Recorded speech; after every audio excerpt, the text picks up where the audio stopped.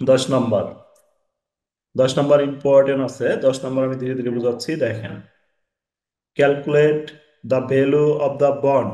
Calculate কি বলছে? Value of the bond মানে কি বের করতে বলছে ভাই? বন্ড ভ্যালু বের করতে বলছে। From the following using P V I F.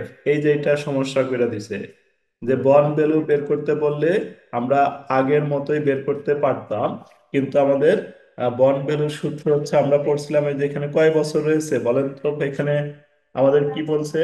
Interest, interest দেওয়া আছে 250, ম্যাচুরিটি লাইফ হচ্ছে 12 বছর, রিডেমেবল ভ্যালু দেওয়া আছে এত, এক্সপেক্টেড রেট অফ রিটার্নও দেওয়া আছে এত।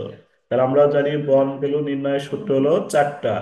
এটা কি 12 বছর দেওয়া রয়েছে? 12 বছর দেওয়া থাকলে এই চারটার মধ্যে কোনটা প্রয়োগ হবে বলেন তো ভাই? 12 বছর, তাহলে কোনটা প্রয়োগ হওয়ার কথা? তার যে একাধিক বছর থাকলে এই যে যেটা সেটা। প্রশ্নের মধ্যে একাধিক বছর থাকলে সূত্র হবে নিম্নরূপ। এই যে এই সূত্রটা একাধিক মানে এটা 2 বছর থাকলে হবে, 3 বছর থাকলে হবে, 30 বছর থাকলে হবে, 100 বছর থাকলেও আমাদের এই সূত্রটা হবে। জিরো কুপন বলা থাকলে এই সূত্রটা হবে। 1 ইয়ার, 1 ইয়ার বলা থাকলে আমাদের এটা হবে। আর সময় যদি কোন দেওয়া না থাকে তাহলে এটা হবে। তাহলে আমাদের তো এখন 12 বছর রয়েছে, তাহলে এই সূত্রটা হওয়ার কথা ছিল।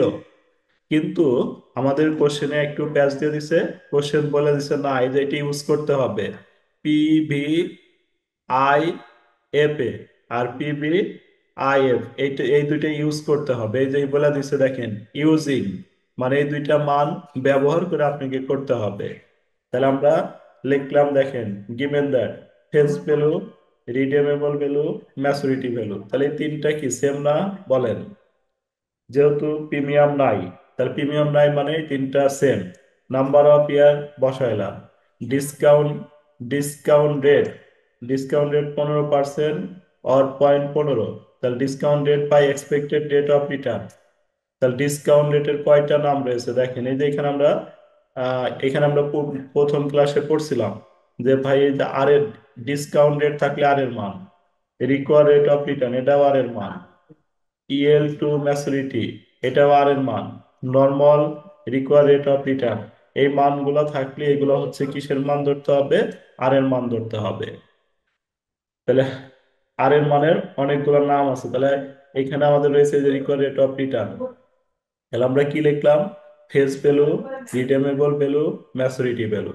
নাম্বার অফ ইয়ার 12, আর এর মান হচ্ছে এইটা লিখলাম। লেখার পরে আমাদের ইন্টারেস্টটা দেওয়াই ছিল 250, ইন্টারেস্ট লিখলাম বন্ড ভ্যালু হট।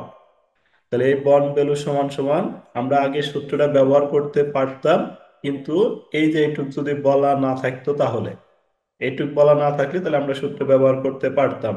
আর যখনই ভাই এই দুইটা মান ব্যবহার করতে বলবে, তখন হচ্ছে আমাদের এটা দিতে হবে। দেখেন এই যে ইন্টারেস্ট, ইন্টারেস্টের সাথেই প্রথমটা, ইন্টারেস্টের সাথে এই প্রথমটা লিখবেন। আর ম্যাচুরিটি ভ্যালুর সাথে এই দ্বিতীয়টা লিখবেন। তাহলে ইন্টারেস্টের সাথে এই প্রথমটা, ম্যাচুরিটি ভ্যালুর সাথে এই দ্বিতীয়টা। তাহলে আমাদের এইখানে যে মান দুটা দরকার আমাদের, দেখেন এই ইন্টারেস্ট কিন্তু আমাদের দেওয়া রয়েছে কোশ্চেনে। আমাদের ভাই ইন্টারেস্ট কিন্তু দেওয়া আছে, যে ইন্টারেস্ট হচ্ছে কত আছে? ইন্টারেস্ট দুইশো 250। পঞ্চাশ তাহলে আমি ইন্টারেস্ট 250 বসাইতে পারবো। কিন্তু পিবিআইএফ এ, এটার মান নাই, এটার মান আমাদের বের করে নিতে হবে। আবার এমবি, এমবির মান কিন্তু আমাদের দেওয়া রয়েছে 1500। এই দেখেন এমবির মান 1500 রয়েছে, পিবি আইএফ এ এটার মানও নাই। তাহলে আমাদের কি করতে হবে? এটার মান বের করতে হবে, এটার মান বের করতে হবে। এই দুইটা মান বের করে নিয়ে এসে এখানে বসা দিতে হবে। তাহলে আমরা দুইটা মানের জন্য এই যে দুইটা মান বের করছি, দেখেন P V I F A, PBIF A বের করার এটা হচ্ছে ফর্মুলা 1 - 1 / 1 + r পাওয়ার n। তাহলে এই ওয়ানটা হচ্ছে আমাদের উপরের দিকে থাকবে, এই যে এটা ঠিক আছে, আপনারা এটা একটু ঠিক করে নিন। এই যে এইভাবে থাকবে 1 - 1 / 1 + r পাওয়ার হলো n। তাহলে এখানে আমাদের n এর মান কয় বছর রয়েছে? 12 বছর, তাহলে এই যে 12 লিখলাম। আর এর মান হচ্ছে 15 দিয়ে আমরা এটা ক্যালকুলেশন করব। ক্যালকুলেশন করলে দেখেন এই যে মানটা আসবে। তাহলে এটা হচ্ছে আমাদের কিসের সূত্র? P V I F A, PB I F এ হচ্ছে এই সূত্রটা। আর পিবি আই এফ এটা না থাকলে আমার এই যে এটা নাই, এই জন্য সূত্রটা এখানে change, one divided one plus r power n. তাহলে দেখেন এটার মান পেলাম হচ্ছে আমরা এই যে এটা, আর পিবি আই এফ এটার মান পেলাম এটা। তাহলে এই যে মানটা আমাদের এখানে দরকার হবে, তাহলে এই মানটা আমরা এই যে এখানে বসিয়ে দিব, আর এই মানটা আমাদের এই যে এখানে দরকার হবে।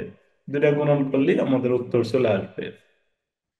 তাহলে আমাদের এই যে লাইনটা একটু ভুল রয়েছে, এই লাইনটা আপনারা একটু সংশোধন করে পিবিআইএফ এ যে লাইনটা লিখছেন